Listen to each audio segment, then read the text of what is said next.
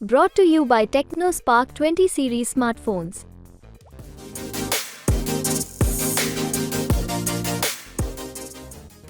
हाय, मेरा नाम है आशीष और आप देख रहे हैं दी ललन टॉप। एक बार फिर शुरू है हमारा प्रोग्राम जिसका नाम है सोशलिस्ट। सबसे पहले करेंगे बात आज के शो में क्या है खास। लिएंडर पेस से मदद मांगी लेकिन ये गलती कर गया लड़का। कीड़ों के लिए भी क्या बन सकता है घर।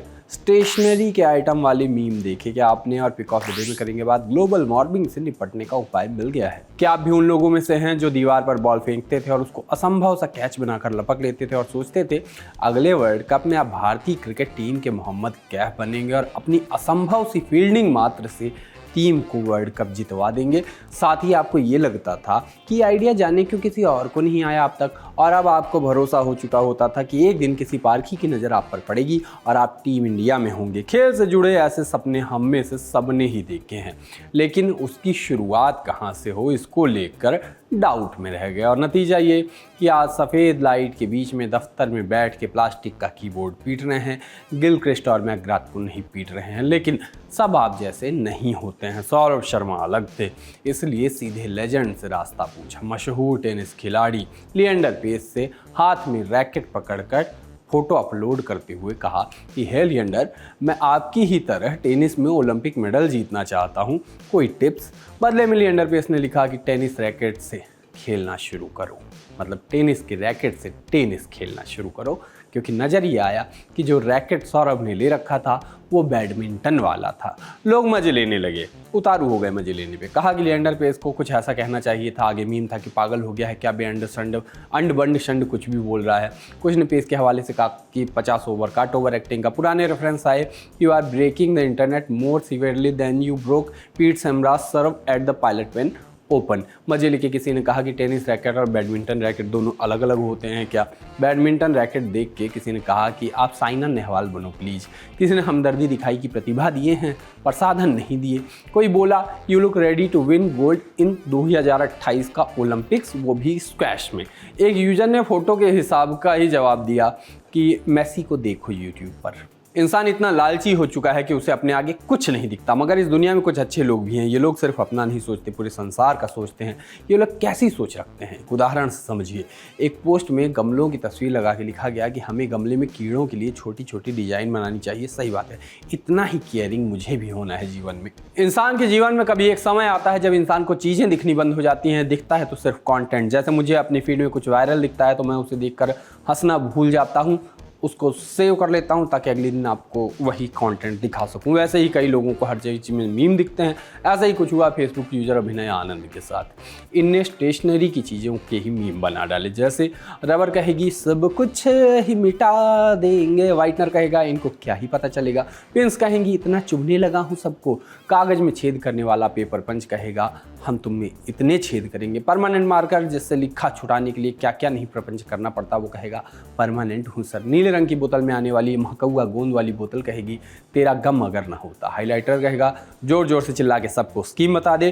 कैलकुलेटर का कहना है हिसाब बराबर। इससे एक बात तो समझ आ गई, आसपास की चीज़ें आपसे कुछ कहना चाहती हैं, आपको बस एक मेमने की नज़र चाहिए जो मेमे बना सके। नमस्ते, ये चिट्ठी प्रधानमंत्री श्री नरेंद्र मोदी जी की अगुवाई वाली भारत सरकार के विकसित भारत संपर्क केंद्र द्वारा भेजा गया है। ये वाला मैसेज आपको भी आया था विकसित भारत संपर्क वाले वेरीफाइड नंबर से, अब शायद ना आए। चुनाव आयोग के पास शिकायत गई थी। केंद्र सरकार को केचुआ यानी केंद्रीय चुनाव आयोग का निर्देश गया है कि ये वाले मैसेज भेजना बंद करें।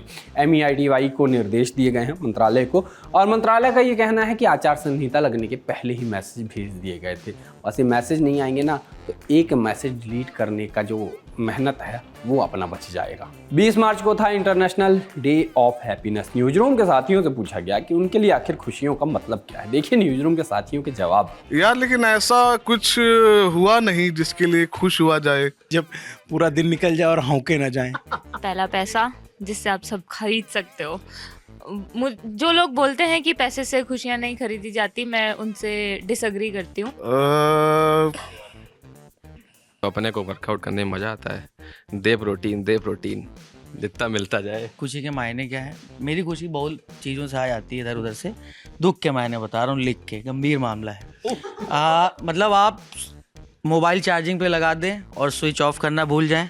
सैलरी क्रेडिट हो, हाँ एडिट, सैलरी क्रेडिट होते ही खत्म हो जाए, तमाम तरह के वादे पूरे करने वाला मंडे कभी ना आए, सिंगल से मिंगल होने की राह दूर होती जाए, गाड़ी पुरानी और पेट्रोल महंगा होता जाए, मेडिटेशन और जिम से दुश्मनी बढ़ती जाए, संडे की रात नींद ना आए और मंडे के ही दिन नींद ना खुल पाए।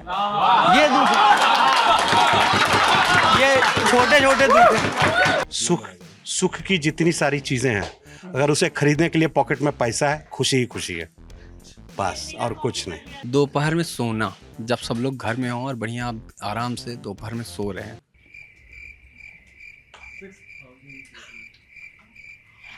न्यूज रूम के साथियों के लिए तो ये थी खुशी की वजह। आप बताइए, सोशल लिस्ट देखने के अलावा आप और किस चीज़ से खुश होते हैं?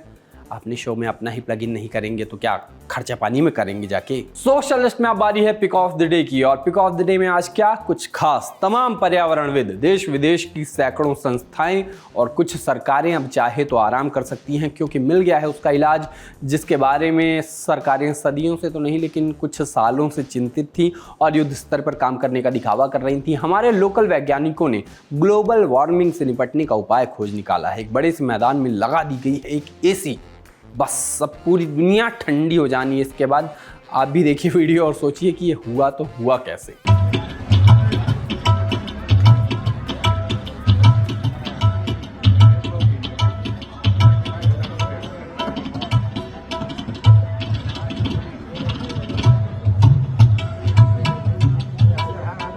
बाकी आज के सोशल लिस्ट में इतना ही। कल फिर होगी मुलाकात, तब तक के लिए हम चले टाटा।